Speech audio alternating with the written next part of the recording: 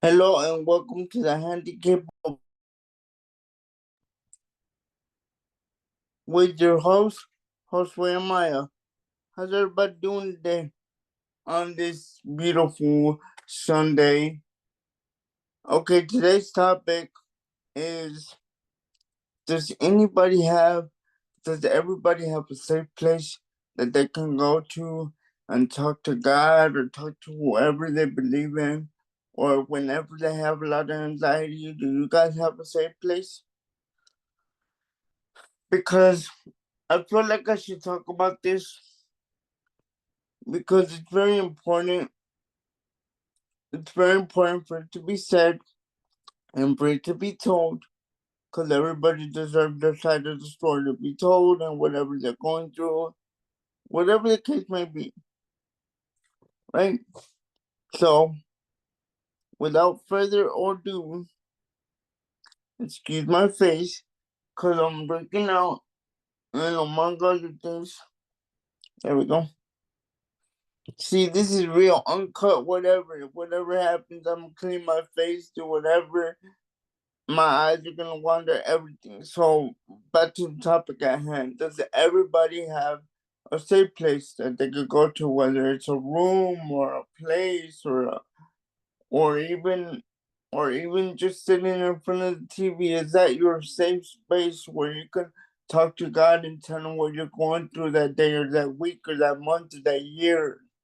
Do y'all have that space where y'all can go and cry and get mad and hit the wall and hit the pillows and get angry because things didn't go your way or things aren't going your way that month or that year or whatever? Do y'all have that safe space? Because I do. This is my safe place.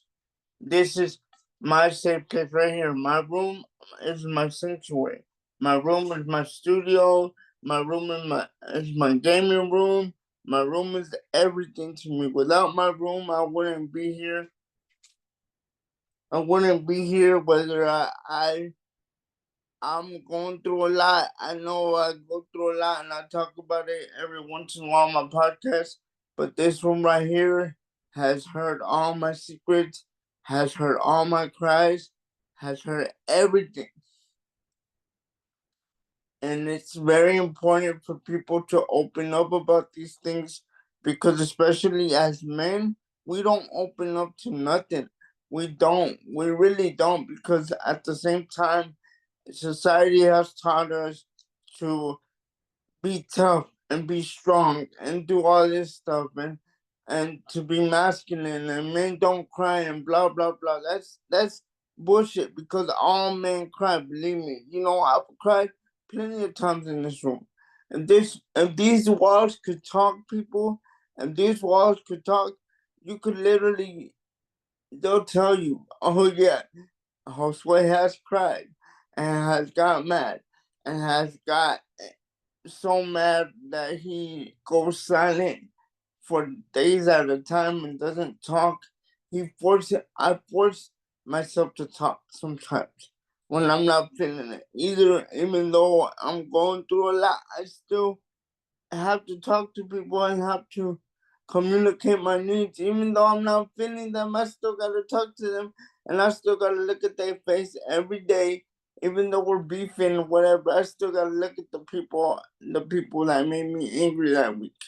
So my point being, your safe place is where you can be yourself. Your safe place is where no boundaries are allowed. Your safe place is where you're most happy because you could open up and talk to God and tell him what you're going through and cry your way into his heart. Even though he knows what you are and what you've been through, he wants to hear from you. He wants to hear from you, and that's where your safe place comes into play because at the same time, we all have those moments where, hey, we gotta lock the door and we gotta just put on some music to drown out the noise and just cry and just get angry and just say why. At least for that moment, question everything you're going through, but never ever be angry at God. You can be angry, but don't be angry at Him, because it's not His fault that we're in this situation. It's our destiny to go through things. It's our path to go through things. So when we go through our struggles and we go through everything, some people question God and say, "Why me?" I used to say that all the time when I used to be younger, and I used to see all the kids walking around and playing around and jumping around and walking, and not having to go to therapy, and not having the baclofen pump, or not having rods in their back. I would always ask God, why? Why? And that's my question. That was my question for Him for years. I was just like, why me? Why me? And then I got a little bit older, and I started thinking, why not me? Why not me? Why can't I go through these struggles if He built me for this? He built my body for exactly this battle. There's nobody else that could do what I can do. There's nobody else that can go through what I can go through. I can't go through what other people go through, and they can't go through what I go through. But I'm not sitting here saying, "Hey, I hate God because I'm in a wheelchair." I used to think that way, but then I got a little bit older and started realizing maybe this is my destiny to be in the wheelchair, to be an advocate for cerebral palsy, to talk to people about their pain, about the struggles, about everything they go through, because everybody has the same struggles but different circumstances. I'm not saying that every struggle is the same, but I can relate to some of the struggles. I bet you if I talk to a bunch of other people in wheelchairs, they'll resonate with me somewhere. And believe me, bro, this is where my safe place comes into play, because the most of my majority of my day and of my week, I spend it in my room. Not because I don't want to hang out with people, not because I don't want to spend time with my family. It's where I feel comfortable to be myself and to open up. That's what our safe place is. When I'm in front of that TV doing what I do on YouTube and stream and doing my Mortal Kombat thing, I feel great. I feel unstoppable. I feel like I'm the greatest. I feel like I can't be stopped. And that's not me. That's God's spirit inside of me telling me to keep going, to keep moving forward, to keep going, and never to stop. I can't stop doing what I'm doing just because I'm not feeling good, or my back hurts, or my stomach hurts, or whatever. I have to keep going. I have to keep making the streams, and I have to keep making this episode, because this is what I do. If I stop being me, then I might as well hang up the towel and say, "Fuck it, I'm not gonna do this shit."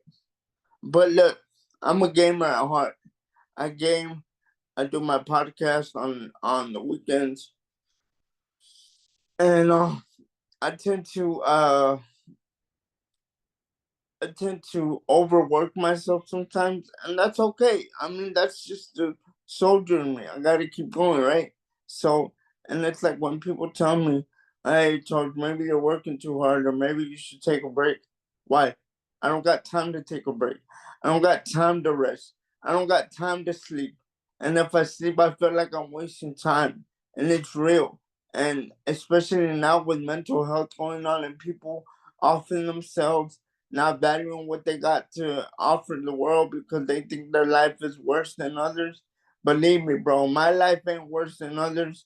But I'm not saying my life is worse. But I'm not comparing life. I'm not I'm not comparing life stories or war stories to anyone, because everybody has their struggles. Everybody has a way of thinking and a way of doing their life. That's why we're all individual and not the same. But I'm not gonna complain and say, "Oh, I can't walk, so now I'm gonna stop doing what I'm doing." No, I'm gonna keep gaming, and I'm gonna keep, as long as I can move my hands.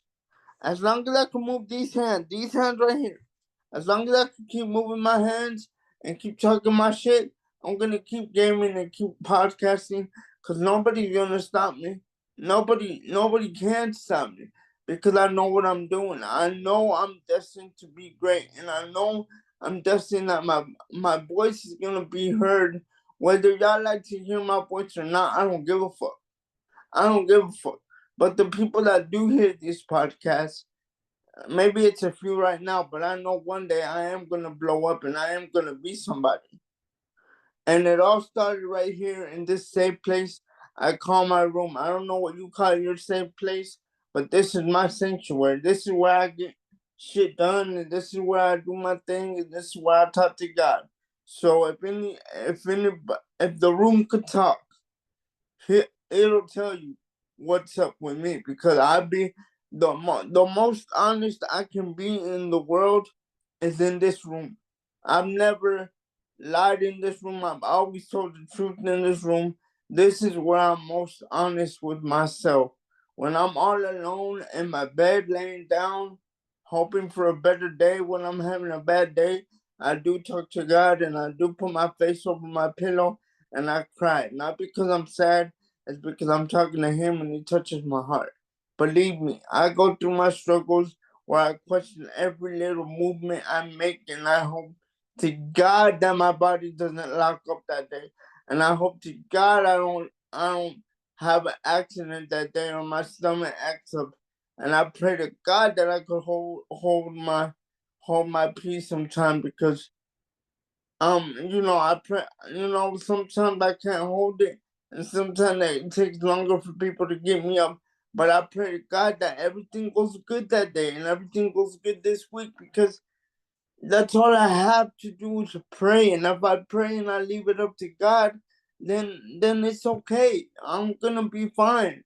I may struggle at the time. Yeah, I'm beat right now because I just put in 3 hours of gaming, but it's okay because it's what I love and it's my passion. This is my safe place, and this is where I'm gonna be most honest. And I'm never gonna stop being me just because some people don't like the way I talk and the way I look and the way I act. Fuck it. I'm not there to please nobody. I'm not here to please nobody. I'm not built for that. I'm not here to put a smile on your face. I'm here to tell you the truth, how it is to have cerebral palsy and what we go through up here on a regular basis. That's my job.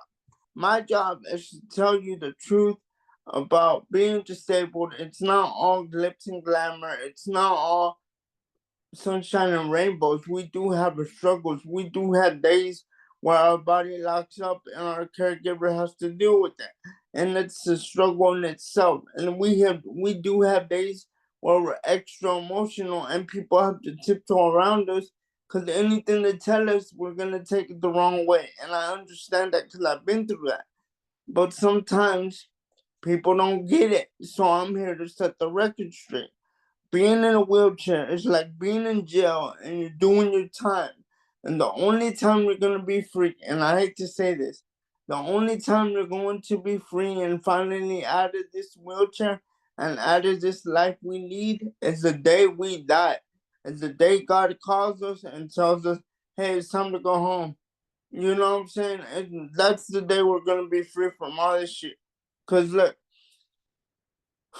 I've lost so many friends that you don't even imagine. I lost a lot of friends to diseases, to conditions, to all that. We were 25 and more in the class. We are four.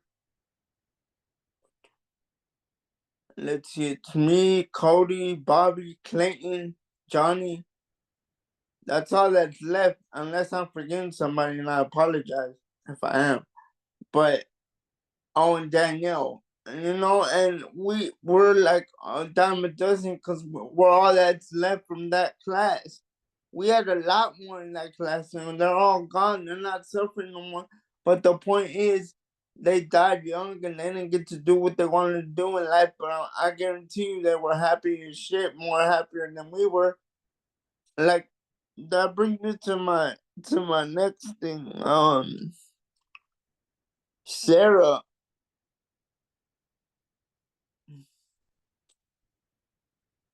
Sarah was very important to us. Sarah was a classmate we went to school with. And she was so happy, you guys. She was the happiest person you'll ever meet. She was always smiling, and she was in pain. She had the backflip pump. She had so much pain, but she always smiled. She always had a beautiful smile that could light up not a room, but a whole stadium. That's what I'm trying to say. She went through so much, but she still managed to smile. She still managed to uplift everybody else when she was feeling bad, because I guarantee you there were days that she wasn't feeling it, but she would always smile and want to know how your day was. She cared about people. She had the heart of gold that some of us wish we had. I'm nice, but I'm nice and I have a good heart. But she had a heart of gold, you guys. She was an angel in real life. You want to know what an angel looks like? Go, man. That was Sarah, man. She was an angel in real life. She always smiled, bro. She always smiled, and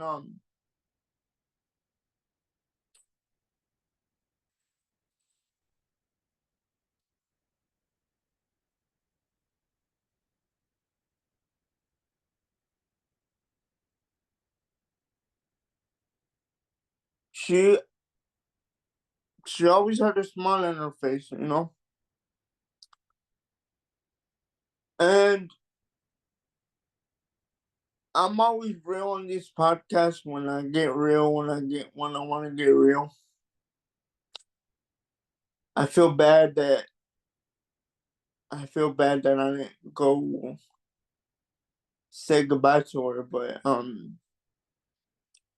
I didn't I didn't I knew I didn't I was in Texas when she passed away, and there was no way for me to go to the service. But I know one day I'll go up to the sky and she'll greet me at the Golden Gate. That's what I look forward to. All my friends that I've lost, they'll be up there waiting for me because, they're waiting for me to go up there, and I know they're watching over me and stuff. But yeah, I mean, Sarah and Courtney, Jonathan, Marcio, George, all my friends that I've lost, it never gets easier, you guys. And the reason I'm talking about this because I'm in my safe place. This is the subject at hand. Anybody that has a safe place could talk about anything without no judgment. Nobody, nobody talking bad about them. Nothing, because it's okay. It's okay to miss them. It's okay to be sad. It's okay to remember them. Remember them like they were, not how they. Remember them as they were, not the last time you saw them or the pain they went through. Remember the happy times. Remember the time that they uplifted you when you weren't feeling it, and when you were having a good day, they were always there to make you smile. And I get emotional because I'm an emotional person. When I love hard. When I hate hard. When I'm happy, when I have joy for something, I have joy hard. I'm just at 100 with all my emotions. Like, if I'm mad, 100. If I'm happy, 100. If I'm sad, 100. If I'm depressed, 100. If I'm like a mixture of everything, 100. So I'm all over the place all the time. But the point is, remembering my friends as they were, and not in a box or not in an urn. And no disrespect to the people that bury them and to cremate them. I'm not disrespecting them. I'm just saying I don't want to remember my friends like that. I want to remember them happy, smiling, worrying about other people except themselves. They put their illness aside when they were with us. They didn't care. They wanted us to be happy instead of that. Like, we saw their weaknesses but we weren't focused on them. You get what I'm saying? It's like it never it never made me treat my friends differently, even though I knew they had terminal illnesses and the conditions. That didn't matter to me because they were just my friends. We were in the same boat, we were in the same class, we would cut up and do whatever, but we had each other's back. We were a family, and the thing is, people don't understand as much as it doesn't matter how long it doesn't matter how long time has passed. The wounds that death bring to us, those wounds are so deep that they will never heal. I don't care how long it passes. I miss Sarah till this day. I miss George every day. I miss all my friends every day. The ones that are not here, I miss them every day. And sometimes, yeah, I break down and cry because I miss them. I miss my friends because when they were here, I didn't feel so alone. And now that they're not here, I feel like I'm in the boat by myself. Although I know I'm not alone because Cody is a phone call away, Jeffrey's a phone call away, Bobby's a phone call away, Chad the phone call away. All my friends are a phone call away, but the point is they're not here with me physically. So yeah, I do miss the one that I still have left, but I also miss my friends that are now angels watching over me. And I talk about this stuff because the subject today is our safe place. So if you're listening to this podcast, listen to it in your safe place. Open up your mind, open up your horizons, and just think to yourself, this is my safe place. Just like this podcast could be your safe place too. You could comment me, you could message me, you could tell me what's going on. I'll help you out. This could be your safe place too, man. I'm here to help anybody that watches my podcast.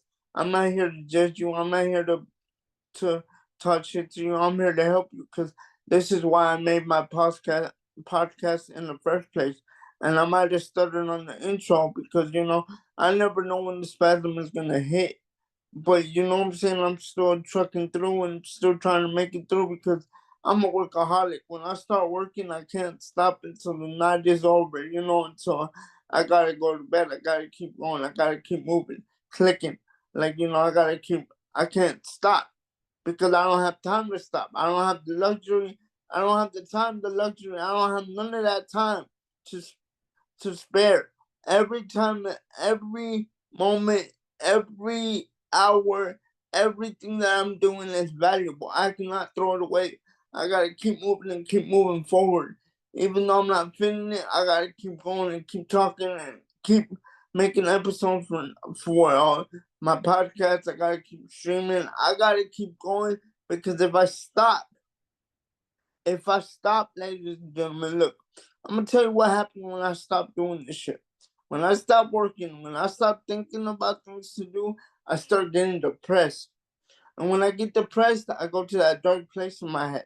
And when I go to that dark place in my head, there's no way I can get out of it. It takes me longer to get out of a depression state than just, you know what I'm saying? Once I'm in there deep. You know what I'm saying? I don't want to do nothing. I don't want to talk to nobody. I'm in a bad mood. I have to deal with people I don't like. And I don't like people. So when you tell me you got to take a break, don't you got to take a break, take a break, watch some TV. No, I cannot do that. Because if I stop, I start thinking. And if I start thinking, I start getting depressed. And if I start getting depressed, then all this stuff that I'm doing is for nothing. So I gotta keep going, and that's how my mind is. I'm running a mile a minute right now. You know what I'm saying? But I'm here. I'm doing it because I love doing this. This is my passion. Podcasting and gaming are my passion. Writing is my passion. I have passions, but those two are my main ones. And I think if I don't do these podcasts, if I don't game, then I'm depressed. You know what I'm saying? That's it. Point blank period.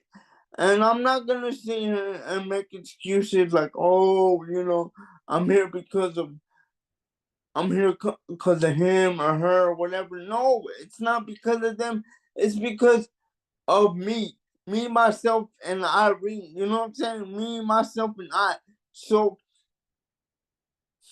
I'm not sitting here blaming nobody, but I'm also gonna be real and I'm also gonna be honest.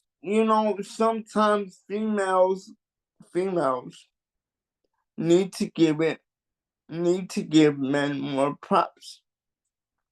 Women need to give men more props.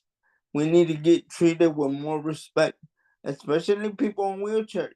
We deserve to be seen as people and not as people in wheelchairs. There's a difference.